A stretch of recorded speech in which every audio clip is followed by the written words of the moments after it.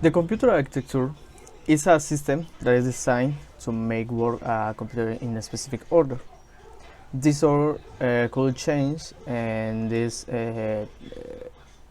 change in each different architecture. Some examples about different architectures could be like Harvard, SOA, ARM, pipeline, or like some of the most common process of ORAs, AMD and Intel of 32 and 64 bits. But one of the question is which is the most common architecture in our days. The most common of this is the architecture von Neumann, which was created by John von Neumann, who was a mathematical, a physics, and so many things, technically, in 1945. And the companies still use this architecture after so many years because this worked so good with so many compounds, and is maybe the most perfect system that exists in our days. But how does this work? Well, with basic components like CPU or maybe the RAM.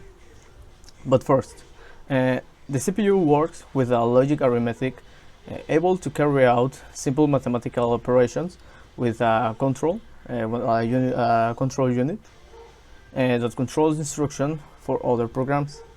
The order of the memory or the input and output process disconnects with other components like the storage, which work saving data, and with cells that works the computer, and we can also call it like RAM.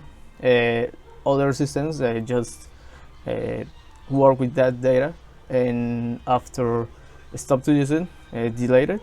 But this save all data and go to the storage.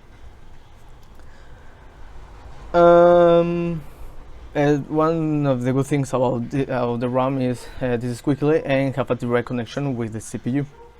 The interaction with the computer works the input and output process that has this system. Some examples could be the moving of the mouse, clicks, or typing on the keyboard, showing the letters on the monitor, selecting a file, programming, or something more after a click, the paint of a picture or text, and the move of the mouse in the monitor after we move it. And finally, the bus. The information must flow between the different components of the computer. In a computer with the von Neumann architecture, information is transmitted from one device to another along a bus, connecting all CPU units to the main memory.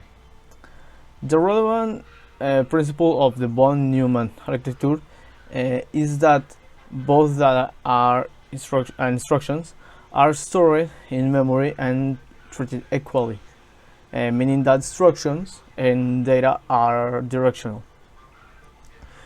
It works, this architecture, using 4 simple steps: fetch, decode, execute, and store. This is called the machine cycle. Instructions are fetched by the CPU from the memory. The CPU then decodes the execute these instructions.